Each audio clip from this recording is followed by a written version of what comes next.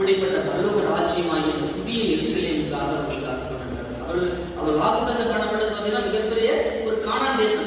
அவருடைய செல்வ செழிப்பை அந்த பூமி தாங்காது இருந்தது, அப்படி தாங்கக்கூடாது இருந்தது அப்படி என்று வேதம் சொல்லுகிறது. அவ்வளோ செல்வ செழிப்பாக இருந்த அந்த ஆபிரகாம் எதற்காக அவன் எங்க குடியிருந்தான்னா கூடாரம் டென்ட் போட்டு வந்து குடியிருந்தான். அவன் வந்து அப்படி நினைச்சிருந்தானா மிகப்பெரிய மாடி மேல மாடியெல்லாம் வச்சு மிகப்பெரிய கோபுரமான பெரிய பெரிய வீடுகள்லாம் கட்டிக்க முடியும். ஆனா அவன் அதெல்லாம் எதுவுமே செய்யலையா. அவன் எதுக்காக காத்திருந்தான் அப்படின்னா, அப்படிப்பட்ட எனக்காக ஒரு நகரம் வரப்போகிறது, ஒரு அந்த 12 அஸ்திவாரம் உள்ள நகரம் எனக்காக இறங்கி வரப்போகிறது.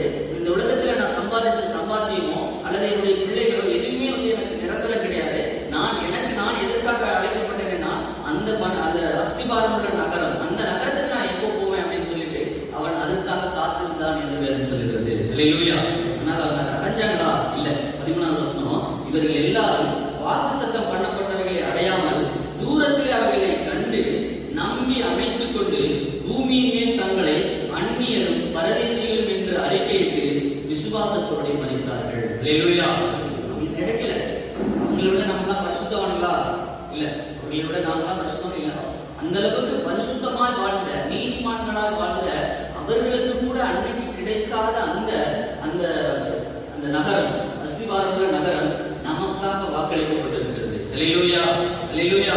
இந்த அதே வாங்க 39வது வசனம், இவர்கள் எல்லாரும் விசுவாசத்தினாலே நற்சாட்சி பெற்றும் வாக்குத்தத்தம் பண்ணப்பட்டதை அடையாமல் போனார்கள். அவர்கள் நம்மை இல்லாமல் பூரணராகாதபடிக்கு விசேஷித்த நன்மையான ஒன்றை தேவன் நமக்கென்று முன்னதாக நியமித்திருக்கிறார். கரங்களை உயர்த்தவே சொல்லமா? அல்லேலூயா. அப்படிப்பட்ட நீதிமான்களுக்கு கிடைக்காத, அவர்கள் வெயிட் பண்ணியும் நம்ம அதுக்கெல்லாம் காத்திருக்கோமா அப்படின்னா இல்லை. நம்ம அந்த உலகத்துல என்னென்ன சந்தோஷமா என்னென்ன எப்படியெல்லாம் வாழணுமோ அப்படிப்பட்ட வாழ்க்கையெல்லாம் வாழ்ந்துட்டு இருக்கோம். நல்ல கார், நல்ல வீடு, அப்படி நம்ம அப்படி ரொம்ப எல்லாத்தையும் இந்த உலகத்துல எல்லாத்தையும் வெறுத்துட்டு தான் வந்து நம்ம பரலோக ராஜ்யத்துக்காக வெயிட் பண்றோம்னா இல்லை.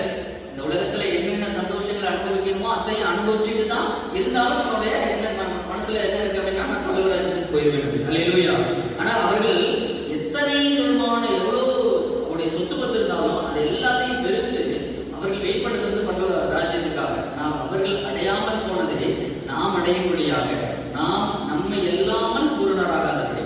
அப்ப நாம போனாதான் அவர்களுக்கு வாக்களிக்கப்பட்ட அந்த நகரம் அவர்களுக்கு கிடைக்கும், நமக்கும் கிடைக்கும். அல்லேலூயா. அப்ப நீங்களும் நானும் அழைக்கப்பட்டது, நீங்களும் நானும் காத்திருப்பது எதற்காக அப்படின்னா அந்த பரலோக ராஜ்யத்துக்கு போக வேண்டும் என்பதற்காக.